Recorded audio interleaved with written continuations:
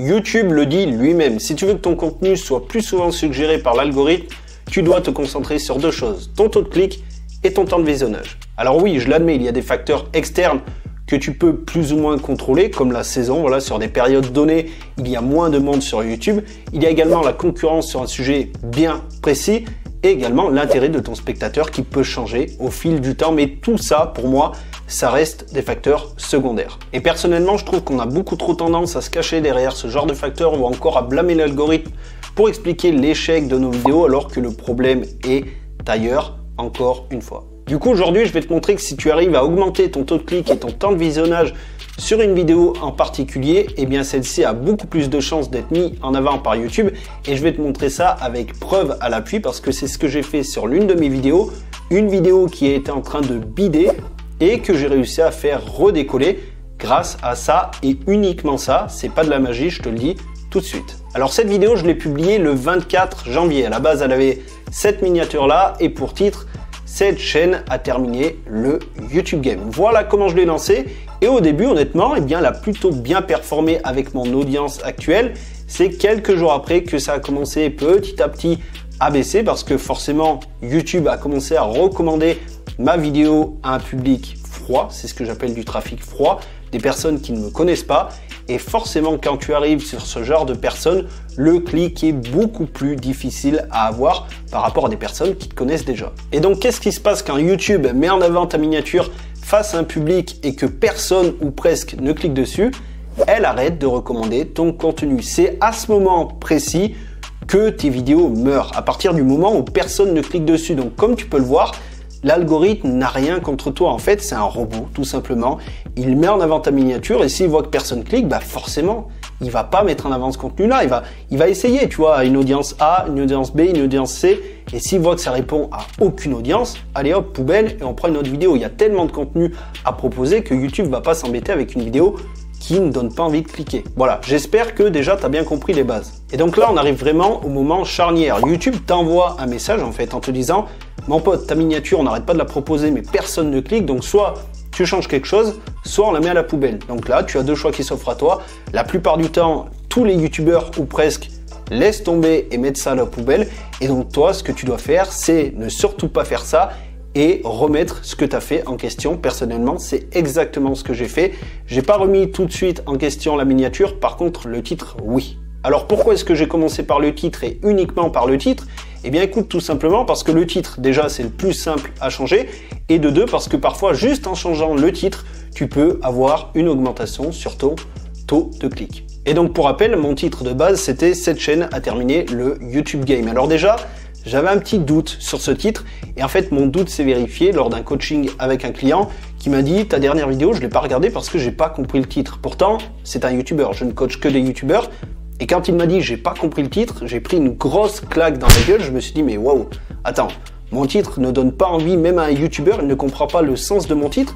Et là encore une fois, je ne dois pas remettre en question la personne qui me dit ça, je dois me remettre moi en question en me disant attends, le titre c'est moi qui n'ai pas compris mon audience. Donc c'est pour ça que j'ai changé d'abord mon titre pour voir ce que ça donnait, tout simplement. Et j'ai donc changé ce titre par « Cette chaîne YouTube a explosé ». Voilà, point barre, quelque chose de court et efficace. Efficace, pas tant que ça, mais on verra ça après.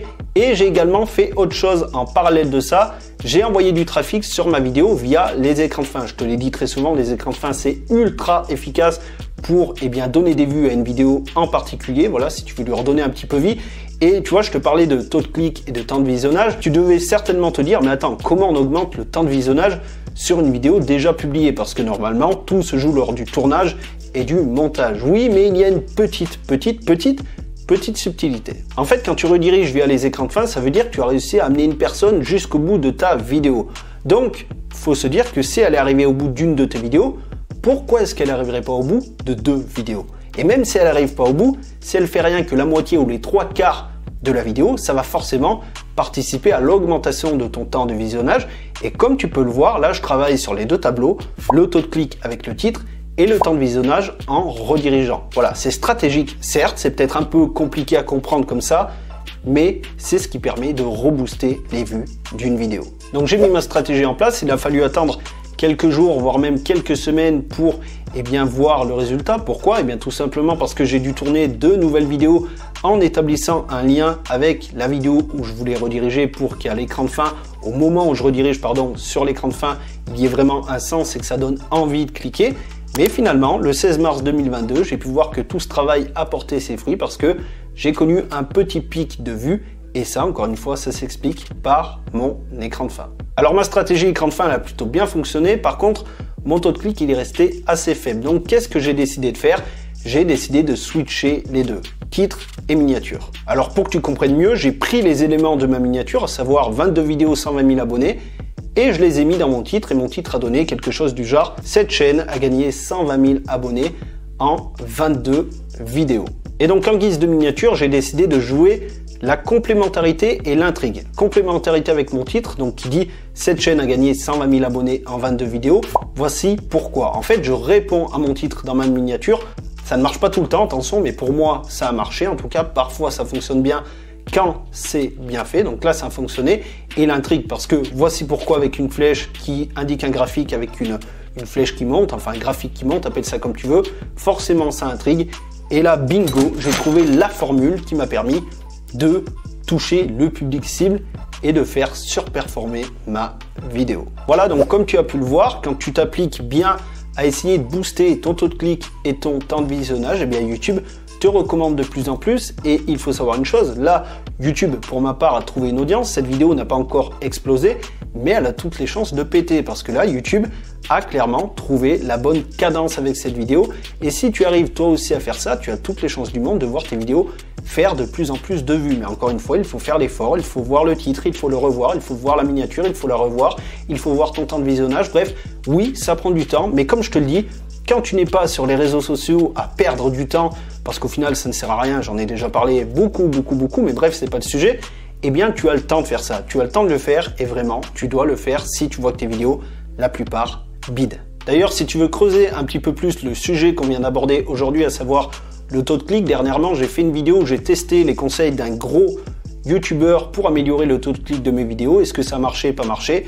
Écoute, tu as la réponse dans cette vidéo. Je t'invite vivement à aller la voir.